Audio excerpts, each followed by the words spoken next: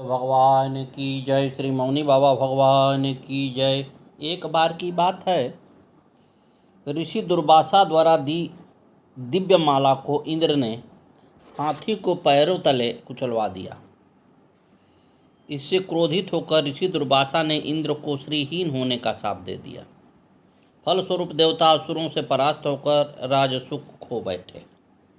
त्रस्त देवगण ब्रह्मा से प्रार्थना करने लगे कि हमें उपाय बताइए। असुरों ने हमको युद्ध में पराजित करके स्वर्ग से खदेड़ दिया है। ब्रह्मा जी ने नारायण की स्तुति करने की प्रार्थना की। भगवान नारायण ने प्रकट होकर कहा कि अपने कार्य की सिद्धि के लिए आप दानवों से संधि कर लें और शीघ्र ही अमृत प्राप्त करने का प्रयत्न करें, क्योंकि अमृत प्राप्ति का कार्य आप लोगों से अकेले नहीं होगा। अमृत पीकर आप भी अमर हो जाएंगे, फिर दैत्य आपको नहीं मार पाएंगे। समुद्र मंथन से विष भी निकलेगा, लेकिन उससे डरने की आवश्यकता नहीं है। इस तरह दैत्यों के साथ संधि करके भगवान नारायण की सहायता से दैत्यराज बलि की अध्यक्षता में देवताओं ने मंदराचल को मथनी बनाया। शेषनाग वासुकी को मथनी पर रज्जू की तरह लपेटकर समुद्र मंथन किया। समुद्र मंथन करने पर पहले हलाहल निकला, फिर बाद में अमृत निकला, जिसे पीकर देव अमर हो गए और खोया राज्य पुनः प्राप्त कर लिया। गुरुदेव महाराज की जय। श्री नामदेव जी की करामात देखकर बादशाह भयवश उनके चरणों में आ गिरा और प्रार्थना करने लगा कि मुझे ईश्वर के दंड से बचा लीजिए। श्री नाम जी ने कहा, यदि क्षमा चाहते हो तो एक बात करो कि पुनः इस प्रकार कभी किसी साधु को दुख मत देना। इसे बादशाह ने स्वीकार कर लिया। फिर उन्होंने कहा कि फिर अब कभी मुझे मत बुलाना। ऐसा कहकर श्री नामदेव जी वहाँ से चल दिए। उनकी इच्छा हुई कि पहले पंढरीनाथ जी के मंदिर में चलूं, प्रभु के नाम गुण कीर्तन का नित्य नेम पूरा कर लूं। मंदिर पर गए तो द्वार पर बहुत भीड़ भाड़ दिखाई पड़ी। जूतों की चोरी की शंका से शायद मन एकाग्र न हो, इसलिए कपड़े में लपेटकर जूते को कमर में बांध लिया। हाथों से भीड़ को हटाकर भीतर गए। दर्शन करके पदगान आरंभ करना ही चाहते थे कि किसी ने जूते को देख लिया और रुष्ट होकर 5-7 चोटें लगाई। फिर धक्का देकर मंदिर से बाहर निकाल दिया। परंतु श्री नामदेव जी के मन में पंडों के इस व्यवहार से थोड़ा भी क्रोध नहीं आया। अब श्री नामदेव जी मंदिर के पिछवाड़े जाकर बैठ गए और भगवान से कहने लगे कि प्रभु, आपने यह बहुत ही अच्छा किया जो मुझ में मार लगवाई। मेरे अपराध का दंड तुरंत ही दे दिया। अब नित्य नियम के अनुसार पद गाता हूँ, सुनो। यह कहकर नामदेव जी पद गाने लगे, जिसे सुनते ही भगवान का हृदय करुणा से भर गया। भक्त को विरह व्यथित एवं दीन देखकर प्रभु व्याकुल हो गए। संपूर्ण मंदिर को घुमाकर श्री नामदेव जी की ओर द्वार पर दिया। यह देखकर जितने भी वेद पाठी पंडा पुजारी थे, सबके मुख की कांति क्षीण हो गई।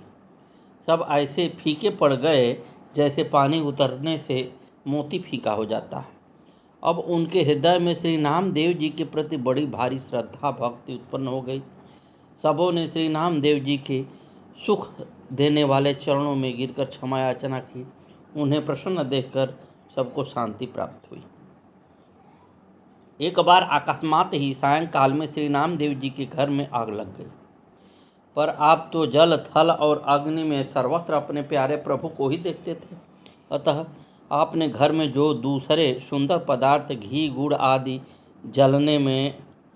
जलने से रह गए थे, उन्हें भी उठा कर जलती हुई आग में डालते हुए प्रार्थना करने लगे, हे नाथ, इन सब वस्तुओं को भी स्वीकार कीजिए। भक्त की ऐसी सुंदर भावना देखकर भगवान ने प्रकट होकर दर्शन दिया और हंसकर बोले कि अत्यंत कोमल मुझ श्याम सुंदर को तीक्ष्ण असह्य अग्नि की ज्वाला में भी देखते हो। श्री नाम जी ने कहा, प्रभु, यह आपका भवन है, आपके अतिरिक्त दूसरा कौन यहाँ आ सकता है। यह सुनकर प्रभु प्रसन्न हो गए और अग्नि शीतल हो गई। प्रसन्न हुए भगवान ने अपने हाथों से नामदेव जी का सुंदर छप्पर छा दिया। सुबह होते ही लोगों ने वैसा सुंदर छप्पर देखा तो आश्चर्य में पड़ गए और नामदेव जी पूछने लगे, यह किसने छाया है? जिसने यह छाया है उसे बता दो तो हम भी छवा लें। जितनी मजदूरी वह मांगेगा हम उतनी दे देंगे। नामदेव जी ने कहा, ऐसे छप्पर की छवाई के लिए तन मन प्राण सब देने पड़ते हैं।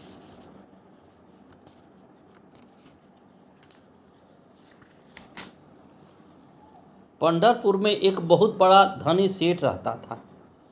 उसके यहाँ तुलादान का उत्सव हुआ। उसने अपने को सोने से तौलकर नगर के सभी लोगों को सोना दिया। सेठ ने लोगों से पूछा कि कोई रह तो नहीं गया। तब लोगों ने कहा, श्री नामदेव जी भगवान के बड़े प्रेमी संत हैं, वे रह गए हैं। सेठ ने कहा, उन्हें बुला लाओ। सेठ के नौकर मुनि बुलाने गए। दान ब्राह्मणों को दो, हमें कुछ भी नहीं चाहिए, यह कहकर बड़भागी श्री नामदेव जी पहली और फिर दूसरी बार लोगों को वापस लौटा दिया।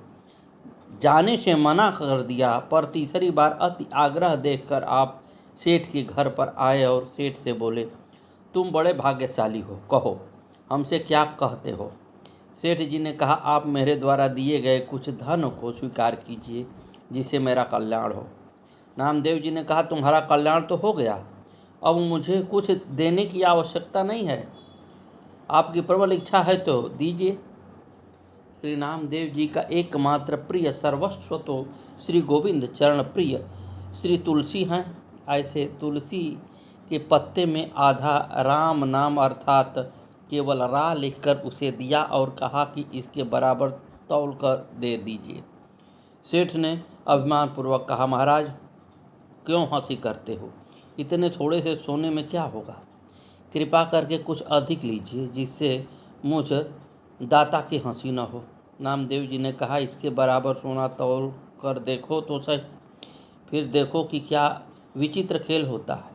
यदि तुम इसके बराबर पूरा करके सोना दे दोगे तो मैं तुम पर प्रसन्न हो जाऊंगा। यह सुनकर सेठ जी एक तौलने का कांटा ले आया और एक और तुलसी पत्र तथा दूसरी ओर सोना चढ़ाया। उस समय बड़ा विचित्र आश्चर्य हुआ। सोने का ढेला तुलसी पत्र से बराबर नहीं हुआ। सेठ जी उदास हो गए। जिससे 5-7 मन तौल जा सके ऐसा बड़ा तराजू मंगवाया। उस पर एक और तुलसी पत्र, दूसरी ओर घर भर का संपूर्ण सोना चांदी रख दिया। पूरा न पड़ने पर जाति कुटुंब वाले को घर से ला लाकर बहुत सा धन रखा, परंतु वह सब तुलसी पत्र के बराबर नहीं हुए। श्री राम नाम लिखित तुलसी पत्र के महत्व को देखकर घर के सभी स्त्रियां पुरुषों के समेत सेठ जी को बड़ा शोक और दुख हुआ। श्री नामदेव जी ने विचारा कि अभी इन्हें तुलसी पत्र एवं श्री राम नाम की महिमा का पूरा अनुभव नहीं है, इसलिए वे बोले, आप लोगों ने जितने व्रत दान और तीर्थ स्नान आदि पुण्य कर्म किए हो उसका संकल्प करके जल डाल दीजिए। सभी लोगों ने पुण्य का स्मरण करके संकल्प पढ़कर जल डाला, पर इस उपाय के करने से भी काम न चला। जिधर तुलसी पत्र रखा था वह पड़ा और अपने पैर भूमि में गाड़ रहा था। यह देखकर सभी लोग लज्जित हो गए और प्रार्थना करने लगे कि इतना ही ले लीजिए। श्री नामदेव जी ने कहा, हम इस तुच्छ धन को लेकर क्या करेंगे? हमारे पास तो राम नाम धन है, यह धन उसकी बराबरी नहीं कर सकता है। इस धन से कल्याण होना संभव नहीं है। नाम की और तुलसी की महिमा देखकर आज से इस धन को तुच्छ समझो और राम नाम रूपी धन से प्रेम करो। गले में तुलसी धारण करो, राम नाम जप करो। यह कहकर श्री नामदेव जी सबके हृदय में भक्ति का भाव भर दिया। सबकी बुद्धि प्रेम रस में भीग गई। एक बार भगवान के मन में यह उमंग उठी कि श्री नामदेव जी एकादशी व्रत निष्ठा का परिचय लिया जाए। यह विचार कर उन्होंने एक अत्यंत दुर्बल ब्राह्मण को रूप धारण किया। एकादशी व्रत के दिन श्री नामदेव जी के पास पहुंचकर बड़ी दीनता करके अन्न मांगने लगे कि मैं बहुत भूखा हूँ, कई दिन से भोजन प्राप्त नहीं हुआ है, कुछ अन्न दे दो। श्री नामदेव जी ने कहा, आज तो एकादशी है, दूध फलहार आदि कर लीजिए, अन्न नहीं दूंगा। प्रातःकाल जितनी इच्छा हो उतना अन्न लीजिएगा। दोनों अपनी अपनी बात पर बड़ा भारी हट कर बैठे। इस बात का शोर चारों ओर फैल गया। लोग इकट्ठे हो गए और श्री नामदेव जी को समझाने लगे कि इस भूखे ब्राह्मण पर क्रोध क्यों कर रहे हैं, तुम ही मान जाओ, इसे कुछ अन्न दे दो। श्री नामदेव जी नहीं माने। दिन के चौथे पहर के बीतने पर उस भूखे ब्राह्मण देव ने इस प्रकार पैर फैला दिए कि मानो मर गए। गांव के लोग श्री नामदेव जी के भाव को नहीं जानते थे, अतः उन लोगों ने नामदेव जी के सिर ब्राह्मण हत्या लगा दी और उनकी समाज से बहिष्कार कर दिया।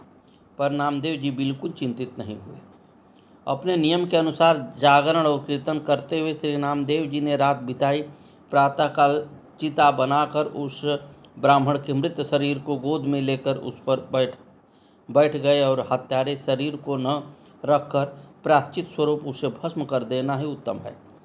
उसी समय भगवान प्रकट हो गए और मुस्कुरा कर कहने लगे कि मैंने तो तुम्हारी परीक्षा ली थी, तुम्हारी एकादशी व्रत की सच्ची निष्ठा मैंने देख ली, वह मेरे मन को बहुत ही प्यारी लगी, मुझे बड़ा सुख हुआ। इस प्रकार दर्शन देकर भगवान अंतर्धान हो गए। लोगों ने जब यह लीला देखी तो श्री नामदेव जी के चरणों में आकर गिरे और प्रीतिमय चरित्र देखकर सभी भक्त हो गए। इस प्रकार एकादशी की रात्रि को जागरण कीर्तन हो रहा था। भगवत भक्तों को बड़ी प्यास लगी। सब श्री नामदेव जी जल लाने के लिए नदी पर गए। प्रेत भय से दूसरे को जाने का साहस न था। श्री नामदेव जी को आया देखकर महाविकराल रूपधारी प्रेतराज अपने साथियों समेत आकर चारों ओर फेरी लगाने लगा। उसका स्वरूप एवं उसकी माया देखकर श्री नामदेव जी थोड़ा भी भयभीत नहीं हुए। उसे अपने इष्ट की स्वरूप माना और उन्होंने फेट से छाछ निकालकर तत्काल एक पद गाया और प्रणाम किया। भगवान तो बड़े ही दयालु हैं, प्रेत रूप न जाने कहाँ गया। शोभा धाम श्याम सुंदर प्रकट हो गए, जिनका दर्शन करके श्री नामदेव जी परम प्रसन्न हुए और जल लाकर भक्तों को पिलाया। श्री गुरुदेव भगवान की जय। एक बार नामदेव जी ने जंगल में पेड़ के नीचे रोटी बनाई। भोजन बनाकर लघुशंका करने गए। लौटकर देखते हैं तो एक कुत्ता मुख में रोटी दबाए भाग जा रहा है। आपने घी की कटोरी उठाई और दौड़े। उसके पीछे यह पुकारते हुए, प्रभु ये रोटियां रूखी हैं, आप रूखी रोटी न खाएं, मुझे भी चुपड़ लेने दें, फिर भोग लगाएं। भगवान उस कुत्ते के शरीर से ही प्रकट हुए अपने चतुर्भुज रूप में। नामदेव उनके चरणों में गिर पड़े। पंजाब में बारकरी पंथ के एक प्रकार से नामदेव जी ही आदि प्रचारक हैं। अनेक लोग उनकी प्रेरणा से भक्ति के पावन पथ पर प्रवृत्त हुए। 80 वर्ष की अवस्था में सन 1407 ईस्वी में नश्वर देह त्याग कर वे परम धाम को पधार गए। सद्गुरुदेव भगवान की जय। आगे की कथा कल।